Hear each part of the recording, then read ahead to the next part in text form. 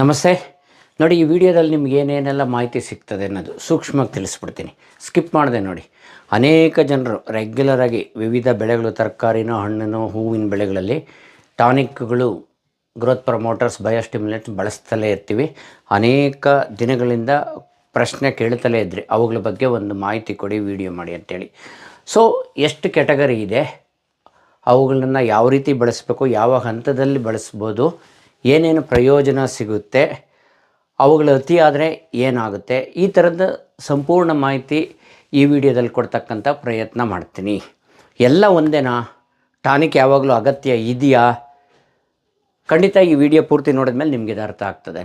ನೋಡಿ, ಎರಡು ಕ್ಯಾಟಗರಿನಲ್ಲಿ ಬಳಸ್ಬೋದು ಇದನ್ನು ನಾವು. ಇವುಗಳನ್ನ ಯಾವಾಗಲೂ ಇಂಪ್ರೂವ್ಮೆಂಟ್ ಅಂತ ರೈತರ ಭಾಷೆಯಲ್ಲಿ ಕೇಳ್ತಿರ್ತೀವಿ. ಬೆಳೆ ಇಂಪ್ರೂವ್ ಆಗೋದಕ್ಕೆ, ಚೆನ್ನಾಗಾಗೋದಕ್ಕೆ ಕೊಡಿ ಅಂತಿರ್ತೀವಿ. ಎರಡು category, plant growth regulators, biostimulants, ಎರಡು ಕ್ಯಾಟಗರಿನಲ್ಲಿ ಇವುಗಳನ್ನ ವಿವರಣೆ ಕೊಡ್ಬೋದು.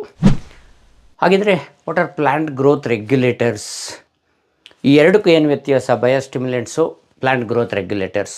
ನೋಡಿ, ಪ್ಲ್ಯಾಂಟ್ ಗ್ರೋತ್ ರೆಗ್ಯುಲೇಟರ್ಸ್ ಅಂದರೆ ಬೆಳವಣಿಗೆ ನಿಯಂತ್ರಕಗಳು, are chemical substances that are used to enhance growth, inhibit growth or modify the growth, and they are used in small concentrations. ಅಂದರೆ ಸಸ್ಯಗಳಲ್ಲಿ ಬೆಳವಣಿಗೆಯನ್ನು ಹೆಚ್ಚು ಮಾಡಲಿಕ್ಕೆ, ಕಡಿಮೆ ಮಾಡಲಿಕ್ಕೆ, ವಿವಿಧ ಹಂತಗಳಲ್ಲಿ ನಮಗೆ ಬೇಕಾದ ರೀತಿಯಲ್ಲಿ ಬೆಳವಣಿಗೆ ಕಡಿಮೆ ಮಾಡಿ, ಜಾಸ್ತಿ ಮಾಡಿ, ಹೂಗಳು ಬಿಡೋದಕ್ಕೆ ಮಾಡ್ಕೊಳ್ಳೋದಕ್ಕೆ, ಮೆಚುರಿಟಿ ಎನ್ಹ್ಯಾನ್ಸ್ ಮಾಡೋದಕ್ಕೆ, ಈ ರೀತಿ ವಿವಿಧ ಉದ್ದೇಶಗಳಿಗೆ ಬಳಸ್ತಕ್ಕಂಥ ರಾಸಾಯನಿಕಗಳನ್ನು ನಾವು ಬೆಳವಣಿಗೆ ನಿಯಂತ್ರಕಗಳು ಅಂತ ಕರಿತೀವಿ. ಪ್ಲ್ಯಾಂಟ್ ಗ್ರೋತ್ ರೆಗ್ಯುಲೇಟರ್ಸ್ ಅಂತ. ಅಗೇನ್, ಇವು ಪೋಷಕಾಂಶಗಳಲ್ಲ. This are all not nutrients, again not biostimulants. ಇವು ಉತ್ತೇಜಕಗಳು ಅಲ್ಲ, ಪೋಷಕಾಂಶಗಳು ಅಲ್ಲ. ಇದರಲ್ಲಿ ಮೇಯ್ನ್ ಪ್ಲ್ಯಾಂಟ್ ಗ್ರೋತ್ ರೆಗ್ಯುಲೇಟರ್ಸಲ್ಲಿ ಈಗಾಗಲೇ ವಿವರಣೆ ಕೊಟ್ಟಾಗೇ ಎರಡು ಕ್ಯಾಟಗರಿ ಇದೆ. ಒಂದು ಗ್ರೋತ್ ಪ್ರಮೋಟರ್ಸ್, ಬೆಳವಣಿಗೆ ಹೆಚ್ಚು ಮಾಡ್ತಕ್ಕಂಥದ್ದು. ಇನ್ನೊಂದು ಗ್ರೋತ್ ಇನ್ಹಿಬಿಟರ್ಸ್, ಬೆಳವಣಿಗೆ ಕಡಿಮೆ ಮಾಡೋಕ್ಕೂ ಬಳಸ್ತೀವ. ಸೊ ಇದು ವಿಷಯ ತಿಳ್ಕೊಂಡ್ಮೇಲೆ ನಿಮ್ಗೆ ಅರ್ಥ ಆಗ್ತದೆ. ಗ್ರೋತ್ ಪ್ರಮೋಟರ್ಸಲ್ಲಿ ಯಾವ್ಯಾವ್ದು ಬರುತ್ತೆ? ಆಕ್ಸಿನ್ಸು, ಜಿಬರ್ಲಿನ್ಸು, ಸೈಟೋಕೈನಿನ್ಸ್. ಗ್ರೋತ್ ಇನ್ಹಿಬಿಟರ್ಸ್ ಆಪ್ಸಿಸಿಕ್ ಆ್ಯಸಿಡ್ಡು ಮತ್ತು ಎಥೈಲಿನ್. ಇಥೈಲಿನ್ ಅಂದರೆ ನಿಮಗೆ ಮಾರ್ಕೆಟಲ್ಲಿ ಈಗ ದಾಳಿಂಬೆ ಬಳಸೋರು, ಈಗ ಬನಾನಾ ರೈಪನಿಂಗಿಗೆ ಈ ರೀತಿ ಬಳಸಿರೋರಿಗೆ ಗೊತ್ತಿರ್ತದೆ. ಸೊ ಇದು ಕ್ಯಾಟಗರಿ. ಇದು ಪ್ಲ್ಯಾಂಟ್ ಗ್ರೋತ್ ಪ್ರಮೋಟರ್ಸ್. ಇನ್ನೊಂದು ಪ್ಲ್ಯಾಂಟ್ ಬಯೋಸ್ಟಿಮ್ಯುಲೆಂಟ್ಸ್, ಜೈವಿಕ ಉತ್ತೇಜಕಗಳು ಸಸ್ಯಗಳಲ್ಲಿ. ಏನಾಗಂದರೆ, ಸೊ ಇವು ನಾವು ಮೊದಲೇ ಹೇಳಿದ್ನಲ್ಲ ಪ್ಲ್ಯಾಂಟ್ ಗ್ರೋತ್ ಪ್ರಮೋಟರ್ಸ್, ಅದಕ್ಕೂ ಇದಕ್ಕೂ ಏನು ವ್ಯತ್ಯಾಸ ನೋಡಿ. Plant biostimulants are substances or microorganisms used to increase nutrient use efficiency, tolerance to abiotic stress, ಅಂದರೆ ಏಬಯೋಟಿಕ್ ಸ್ಟ್ರೆಸ್ ಟಾಲರೆನ್ಸ್ ಇನ್ಕ್ರೀಸ್ ಮಾಡಲಿಕ್ಕೆ, ಹಾಗೆಯೇ ಕೆಲವು ಕ್ರಾಪ್ ಇಂಪ್ರೂವ್ಮೆಂಟ್ ಟ್ರೈಟ್ಸ್ ಏನಿದೆ ಅವುಗಳನ್ನ ಎನ್ಹ್ಯಾನ್ಸ್ ಮಾಡಲಿಕ್ಕೆ. Again these are also not nutrients. ಅಂದರೆ ಬೆಳೆಗಳಲ್ಲಿ ನಾವು ಅವುಗಳ ಪೋಷಕಾಂಶಗಳನ್ನು ಹೀರಿಕೊಳ್ಳುವ, ಉಪಯೋಗಿಸುವ ಸಾಮರ್ಥ್ಯವನ್ನು ಹೆಚ್ಚು ಮಾಡಲಿಕ್ಕೆ, ಅವುಗಳು ವಿವಿಧ ರೀತಿಯ ಬಾಹ್ಯ ಒತ್ತಡಗಳನ್ನು ಸಹಿಸಿಕೊಳ್ಳುವ ಸಾಮರ್ಥ್ಯವನ್ನು ಹೆಚ್ಚು ಮಾಡಲಿಕ್ಕೆ, ಹಾಗೆಯೇ ಹಣ್ಣಿನ ಗುಣಮಟ್ಟ, ಹಣ್ಣು ಮಾಗುವಿಕೆ, ಇತರೆ ಕ್ವಾಲಿಟಿ ಟ್ರೈಟ್ಸ್ ಏನಿದೆ, ಗುಣಮಟ್ಟದ ಅಂಶಗಳನ್ನು ಅಭಿವೃದ್ಧಿಪಡಿಸಲಿಕ್ಕೆ, ಹೆಚ್ಚು ಮಾಡಲಿಕ್ಕೆ ಬಳಸ್ತಕ್ಕಂಥ ಪದಾರ್ಥಗಳನ್ನು ನಾವು ಜೈವಿಕ ಉತ್ತೇಜಕಗಳು ಅಂತ ಕರಿತೀವಿ. ಸೊ ಅಲ್ಲಿ ಪ್ಲ್ಯಾಂಟ್ ಗ್ರೋತ್ ಪ್ರಮೋಟರ್ಸಲ್ಲಿ, ಪ್ಲ್ಯಾಂಟ್ ಗ್ರೋತ್ ರೆಗ್ಯುಲೇಟರ್ಸಲ್ಲಿ ಆಕ್ಸಿನು, ಜಿಬರ್ಲಿನ್ಸ್ ಹೇಗಿತ್ತೋ, ಈ ಬಯೋಸ್ಟಿಮ್ಯುಲೆಂಟ್ಸಲ್ಲಿ ಅನೇಕ ರೀತಿಯ ಪದಾರ್ಥಗಳು ಮಾರ್ಕೆಟಲ್ಲಿ ಲಭ್ಯ ಇದೆ. ಯಾವ್ಯಾವುದು ಅಂತ ವಿವರಣೆ ನೋಡ್ತಾ ಹೋಗೋಣ. ಈ ಬಯೋಸ್ಟಿಮ್ಯುಲೆಂಟ್ಸ್ ಮಾರ್ಕೆಟ್ನಲ್ಲಿ ಬೇರೆ ಬೇರೆ ಹೆಸರುಗಳಲ್ಲಿ ಬೇರೆ ಬೇರೆ ಘಟಕಗಳನ್ನು ಒಳಗೊಂಡಿರೋವು ಸಿಗುತ್ತೆ. ಅಂದರೆ plant biostimulants are available in variety of formulation with different ingredients ಅಂತ ಕರಿಬೋದು. ಯಾವ್ಯಾವುದು ಉದಾಹರಣೆ ಹೇಳೋದಾದರೆ ಅವುಗಳ ಸೋರ್ಸಿನ ಮೇಲೆ ಇವನ್ನ ಕ್ಯಾಟಗರೈಸ್ ಮಾಡಿ ಹೇಳಲಾಗುತ್ತೆ. ಒಂದು ಹ್ಯೂಮಿಕ್ ಸಬ್ಸ್ಟೆನ್ಸಸ್.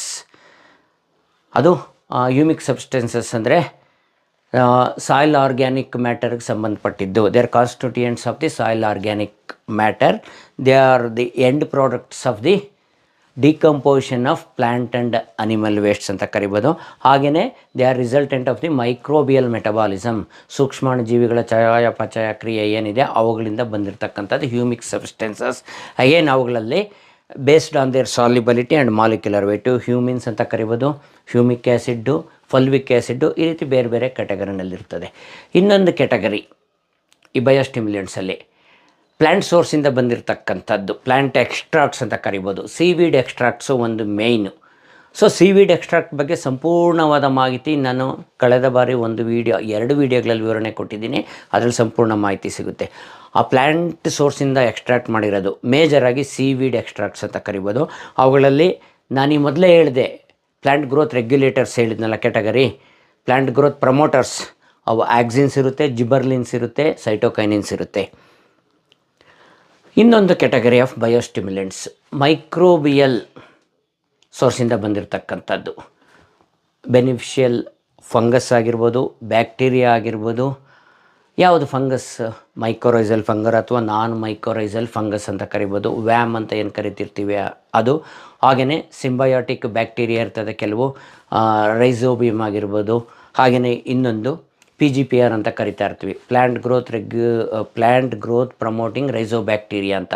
ಇವು ಬೇರೆ ಬೇರೆ ಫಾರ್ಮುಲೇಷನಲ್ಲಿ ಲಭ್ಯ ಇರ್ತದೆ. ಇವೆಲ್ಲ ಬಯೋಸ್ಟಿಮ್ಯುಲೆಂಟ್ಸ್ಗಳು. So plant growth regulators and plant growth regulators and biostimulants, ಇವುಗಳ ವ್ಯತ್ಯಾಸ ಸೂಕ್ಷ್ಮವಾಗಿ ನಿಮಗೆ ಈಗ ಅರ್ಥ ಆಗಿರ್ತದೆ.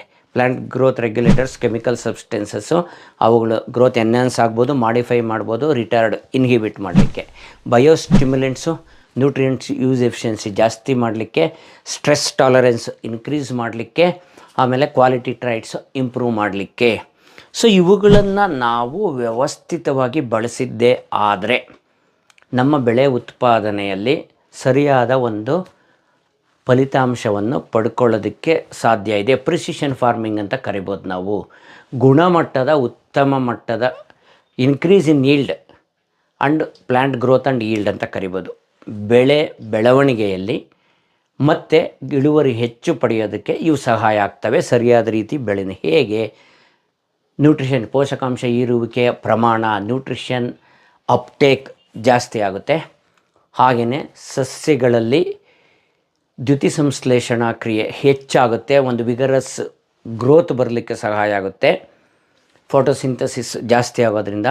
ಹಾಗೆಯೇ ಇದರಲ್ಲಿರ್ತಕ್ಕಂಥ ಕೆಲವು ಘಟಕಗಳು ನಾನು ಸೀವೀಡ್ ಎಕ್ಸ್ಟ್ರಾಕ್ಟ್ ವಿಡಿಯೋ ನೋಡಿದರೆ ನಿಮಗಿದು ಅರ್ಥ ಆಗ್ತದೆ. ಸೆನೆಸನ್ಸ್ ಅಂತ ಕರಿತೀವಿ, ಅಂದರೆ ಬೇಗ ಎಲೆಗಳು ಮುಪ್ಪಾಗಿ ಉದುರೋಗೋದು ಹತೋಟಿ ಆಗುತ್ತೆ. ಏಪಿಕಲ್ ಡಾಮಿನೆನ್ಸ್ ಅಂತ ಒಂದಿರ್ತದೆ, ಅಂದರೆ ಬ್ರ್ಯಾಂಚಿಂಗ್ ಆಗದಾಗೆ ನೇರವಾಗಿ ಬೆಳೀತಾ ಇರ್ತದೆ. ಅದನ್ನು ಮಾಡಿಫೈ ಮಾಡಲಿಕ್ಕೆ ಇವು ಸಹಾಯ ಆಗುತ್ತೆ.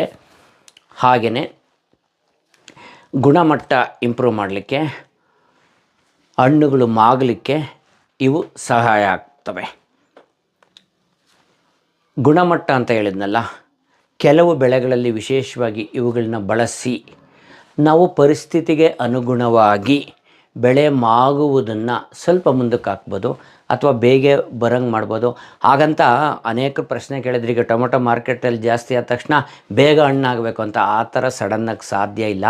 ಕೆಲವು ಫ್ರೂಟ್ ಕ್ರಾಪ್ಸ್ ಲೈಕ್ ಪೋಮಗ್ರಾನೇಟ್ ಇಂಥದ್ರಲ್ಲಿ ಇವುಗಳನ್ನ ನಿಯಮಿತವಾಗಿ ಬಳಸಿದಾಗ ಅಲ್ಟಿಮೇಟ್ ಔಟ್ಪುಟ್ ಏನು ಬರುತ್ತಲ್ಲ, ದಾಳಿಂಬೆ ಹಣ್ಣಾಗಿರ್ಬೋದು, ಅವು ಸೈಜ್ ಜಾಸ್ತಿ ಆಗಲಿಕ್ಕೆ, ಕಲರ್ ಜಾಸ್ತಿ ಆಗಲಿಕ್ಕೆ ಸಹಾಯ ಆಗ್ತದೆ. ಕ್ರಾಪ್ ಮೆಚುರಿಟಿನ ಮ್ಯಾನೇಜ್ ಮಾಡೋದು ಹೇಗೆ ಅಂದರೆ, ಈಗ ಎಥೈಲಿನ್ ಅಂತ ಒಂದು ಹೇಳಿದೆ ನಾಳೆ, ಗ್ರೋತ್ ಇನ್ಹಿಬಿಟರ್ ಎಥ್ರೆಲ್ ಫಾರ್ಮುಲೇಷನ್ ಸಿಗುತ್ತಲ್ಲ, ಎಥೈಲಿನನ್ನು ಬಳಸಿ ಲೀವ್ಸ್ ಎಲ್ಲ ಡ್ರಾಪ್ ಮಾಡಿ ಗ್ರೋತ್ ಇನ್ಹಿಬಿಟ್ ಮಾಡಿ ಫ್ಲವರಿಂಗ್ ಮಾಡಿ ಸೀಸನ್ಗೆ ತಕ್ಕನಾಗಿ ಬರಂಗೆ ಮಾಡ್ಕೋಬೋದು ಅಂತ ಅರ್ಥ. ಅಂದರೆ ಮಾರ್ಕೆಟಲ್ಲಿ ಇವಾಗ ರೇಟ್ ಜಾಸ್ತಿ ಆಗಿದೆ ಅಂತ ಸಡನ್ನಾಗಿ ಕಾಯಿಗಳನ್ನೆಲ್ಲ ಹಣ್ಣು ಮಾಡಬೇಕು ಅಂದರೆ ಖಂಡಿತ ಅದು ಸಾಧ್ಯ ಇಲ್ಲ ಸ್ನೇಹಿತರೆ. ಈ ರೀತಿ ವ್ಯವಸ್ಥಿತವಾಗಿ ಬಳಸ್ಕೊಂಡಾಗ ಬೆನಿಫಿಟ್ ಪಡ್ಕೋಬೋದು ನಾವು. ಆದರೆ ಇದು ಅಳತೆ ಮೀರಿದರೆ ಖಂಡಿತವಾಗಲೂ ಅದು ಪಾಯ್ಸನ್ ಆಗ ಸಾಧ್ಯತೆ ಇದೆ, ವಿಷಕಾರಿಯಾಗಿ. ಅದರಿಂದ ನಮಗೆ ಅನುಕೂಲಕ್ಕಿಂತ ತೊಂದರೆ ಆಗೋದೇ ಜಾಸ್ತಿ. ಕಳೆದ ಬಾರಿ ನಾನು ಟೊಮೊಟೊ ರೇಟ್ ಇದ್ದಾಗ ಕಳೆದ ವರ್ಷ ಒಬ್ಬರು ಕಾಲ್ ಮಾಡಿ ಫೋಟೋನ ಕಳಿಸಿದ್ರು, ಚಾಮರಾಜನಗರ ಭಾಗದವರು. ಸ್ವಲ್ಪ ಇದೇ ರೀತಿ ಈಗ ನಾನು ಆಗಲೇ ಹೇಳ್ದಂಗೆ ಸ್ವಲ್ಪ ಹಣ್ಣು ಬೇಗ ಆಗೋ ರೀತಿ ಮಾಡಬೇಕು ಅಂದಾಗ ಒಂದು ಶಾಪಲ್ಲಿ ಏನೋ 2-3 ಪ್ರಾಡಕ್ಟ್ ಕೊಟ್ಟಿದ್ದರು. ಜಸ್ಟ್ ಬೆಳಗ್ಗೆ ಸ್ಪ್ರೇ ಮಾಡಿರೋದು ನನಗೆ ಕಾಲ್ ಮಾಡಿದಾಗ 3 ಗಂಟೆ ಅಷ್ಟೊತ್ತಿಗೆ ಕಂಪ್ಲೀಟ್ ಎಲ್ಲ ಎಲೆಗಳು ಫುಲ್ಲು ಬಾಡೋಗ್ಬಿಟ್ಟಿತ್ತು ಗಿಡದಲ್ಲಿ. ಆ ರೀತಿ ಆಗೋಗ್ಬಿಟ್ಟಿತ್ತು ಎಂಟೈರ್ ಪ್ಲಾಟು, 1.5 ಎಕರೆನೋ 2 ಎಕರೆನೋ. ಈ ಥರ ನಾವು ಅವೈಜ್ಞಾನಿಕವಾಗಿ ಮಾಹಿತಿ ಇಲ್ಲದೆ ಬಳಸೋಕೆ ಹೋದಾಗ ಅದರಿಂದ ಸೈಡ್ ಎಫೆಕ್ಟ್ ಆಗೋ ಚಾನ್ಸಸ್ಸು ಇರ್ತದೆ. ಇಲ್ಲಿ ಒಂದಂತೂ ಕ್ಲಾರಿಟಿ ಸಿಕ್ತೀಗ. ನಾನು ಇದರಲ್ಲಿ ಡೀಟೇಲ್ಸ್ ಹೇಳೋಕ್ಕೆ ಹೋಗಿಲ್ಲ. ಆಕ್ಸಿನ್ಸಿಂದ ಏನಾಗುತ್ತೆ, ಜಿಬರ್ಲಿನ್ಸಿಂದ, ಸೈಟೋಕೈನಿನ್ಸಿಂದ, ಯಾಕಂದರೆ ಅವೆಲ್ಲ ಕಳೆದ ವೀಡಿಯೋದಲ್ಲಿ ಹೇಳಿದ್ದೀನಿ. ಇಲ್ಲಿ ಲೆಂಗ್ತಿ ಆಗೋದ್ರಿಂದ ಅದನ್ನ ಹೇಳಲಿಕ್ಕೆ ಸಾಧ್ಯ ಆಗೋದಿಲ್ಲ. ಬೆನಿಫಿಟ್ಸ್ ತಗೊಳ್ಳೋದಕ್ಕೆ ಸಾಧ್ಯ ಇದೆ ಅಂತ ಹೇಳಿದ್ನಲ್ವ. ಇವು ವೆರೈಟಿ ಫಾರ್ಮುಲೇಷನಲ್ಲಿ ಸಿಗುತ್ತೆ ಟಾನಿಕ್ ಹೆಸರುಗಳಲ್ಲಿ. ಇದರಿಂದಲೇ ಬೆಳೆ ಸಿಗುತ್ತೆ. ಯಾಕೆಂದರೆ ಕೆಲವರು ನಾನು ಈಗ ಟೊಮೊಟೊ ನಾಟಿ ಮಾಡಿದ 3ನೇ ದಿನ 4ನೇ ದಿನ ಮಾರ್ಕೆಟಲ್ಲಿ ಇರ್ತಕ್ಕಂಥದ್ದು ಯಾವುದೋ ಒಂದು ಅಮೈನೋ ಆಸಿಡ್ ಕಂಟೈನಿಂಗು ಅದನ್ನು ಬಿಟ್ಟಿದ್ದೀವಿ ಅಂತಾರೆ. ನೋಡಿ, ನಾನು ಈಗಾಗಲೇ ಹೇಳಿದೆ, ಇವು ನ್ಯೂಟ್ರಿಷನ್ ಅಪ್ಟೇಕ್ ಎಫಿಷಿಯನ್ಸಿ ಜಾಸ್ತಿ ಮಾಡ್ತವೆ. ಇವು ನ್ಯೂಟ್ರಿಯೆಂಟ್ಸ್ ಅಲ್ಲ. ನ್ಯೂಟ್ರಿಯೆಂಟ್ಸು ನೀವು ತಿಪ್ಪೆಗೊಬ್ಬರ ಕೊಡಬೇಕು, ಸಾವಯವ ಗೊಬ್ಬರ, ಪ್ರಾರಂಭದಲ್ಲಿ ಬೇವಿನ ಹಿಂಡಿ, ಈ ಥರದ ಹಿಂಡಿಗಳು ಕೊಡಬೇಕು, ಹ್ಯೂಮಿಕ್ ಸಬ್ಸ್ಟೆನ್ಸಸ್ ಕೊಡಬೇಕು. ಅವುಗಳನ್ನೆಲ್ಲ ಕೊಟ್ಟು ನೀವು ಈ ಅಮೈನೋ ಆಸಿಡ್ಡು ಈ ಥರದ್ದು ಸೀವಿಡ್ ಎಕ್ಸ್ಟ್ರಾಕ್ಟು ಬಳಸಿದಾಗ ನ್ಯೂಟ್ರಿಷನ್ ಯೂಸ್ ಎಫಿಷಿಯನ್ಸಿ ಜಾಸ್ತಿ ಆಗುತ್ತೆ, ಬೆನಿಫಿಟ್ಸ್ ಸಿಗುತ್ತೆ.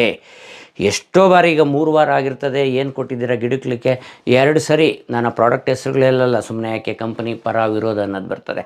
ಬಿಟ್ಟಿದ್ದೀನಿ ಡ್ರಿಪ್ಪಲ್ಲಿ ಅಂತಾರೆ. ಗೊಬ್ಬರ ಏನು ಕೊಟ್ಟಿದ್ದೀರ ಅಂದರೆ ಏನೂ ಕೊಟ್ಟಿಲ್ಲ ಅಂತಾರೆ. ಸೊ ಇದಾಗಬಾರ್ದು ಅನ್ನೋ ಉದ್ದೇಶದಿಂದ ಈ ಮಾಹಿತಿ ಕೊಟ್ಟಿರೋದು. ಪ್ಲ್ಯಾಂಟ್ ಗ್ರೋತ್ ರೆಗ್ಯುಲೇಟರ್ಸ್ ಆಗಲಿ, ಬಯೋಸ್ಟಿಮ್ಯುಲೆಂಟ್ಸ್ ಆಗಲಿ, ಇವು ನ್ಯೂಟ್ರಿಯೆಂಟ್ಸ್ ಅಲ್ಲ, ಪೋಷಕಾಂಶಗಳಲ್ಲ. ನಾವು ಬೇರೆ ಮೂಲಗಳಿಂದ ಕೊಡ್ತಕ್ಕಂಥ ಪೋಷಕಾಂಶಗಳು ಬೆಳೆಗಳಿಗೆ ಸಮರ್ಪಕವಾಗಿ ನಿರಂತರವಾಗಿ ಪೂರೈಕೆ ಮಾಡಲಿಕ್ಕೆ ಸಹಾಯ ಆಗ್ತಕ್ಕಂಥ ಈ ಪ್ರಾಡಕ್ಟ್ಗಳನ್ನ ನಿಯಮಿತವಾಗಿ ಮಾಹಿತಿ ಪಡ್ಕೊಂಡು ಬಳಸಿದರೆ ನಾವು ಉತ್ತಮವಾದ ಫಲಿತಾಂಶ ಪಡ್ಕೊಳ್ಳೋದಕ್ಕೆ ಸಾಧ್ಯ ಇದೆ. ಇಲ್ಲ ಇದರಿಂದಲೇ ಎಲ್ಲ ಬೆಳೆ ಸಿಗುತ್ತೆ ಅಂತಕ್ಕಂಥದ್ದು ಕೆಲವರಲ್ಲಿ ಭಾವನೆ ಇದೆ. ದಯವಿಟ್ಟು ಅದು ಸಾಧ್ಯ ಆಗೋದಿಲ್ಲ, ಪ್ರಾಕ್ಟಿಕಲಿ ಸಾಧ್ಯ ಆಗೋದಿಲ್ಲ. ನೀವು ಪೋಷಕಾಂಶ ನಿರ್ವಹಣೆ ಮಾಡಲಿಕ್ಕೆ ಇವು ಒಂದು ಎನ್ಹ್ಯಾನ್ಸ್ ಮಾಡ್ತವೆ, ಟೂಲಾಗಿ ಬಳಸಬಹುದು. ಸೊ ಈ ವಿಡಿಯೋ ಈಗ ಇಷ್ಟು ನೋಡಿದ ಮೇಲೆ ನೀವು ಸ್ಕಿಪ್ ಮಾಡ್ದಂಗೆ ಒಂದು ಕ್ಲಾರಿಟಿ ಬಂದಿದೆ ಅನಿಸುತ್ತೆ. ಪದೇ ಇದೇ ಕೇಳ್ತಾ ಇರ್ತೀರ ನೀವಾಗಲೇ. ಸೊ ಯಾವುದೋ ಒಂದು ಕಂಪ್ನಿ ಟಾನಿಕ್ ಇದನ್ನು ಸ್ಪ್ರೇ ಮಾಡ್ಬೋದಾ, ಇದನ್ನು ಬಳಸ್ಬೋದಾ? ಖಂಡಿತ ಬಳಸ್ಬೋದು. ಇದು ಅರ್ಥ ಮಾಡ್ಕೊಂಡಿದ್ರೆ ನೀವು. ಬಯೋಸ್ಟಿಮ್ಯುಲೆಂಟ್ ಆದರೆ ಏನೇನು ಕೆಲಸ ಮಾಡ್ತದೆ, ಪ್ಲ್ಯಾಂಟ್ ಗ್ರೋತ್ ರೆಗ್ಯುಲೇಟರ್ಸ್ ಆದರೆ ಯಾವ ರೀತಿ ಕೆಲಸ ಮಾಡ್ತದೆ, ಅದನ್ನು ಬಳಸ್ಬೋದು. ಈ 2 ಕ್ಯಾಟಗರಿ ನೋಡಿ.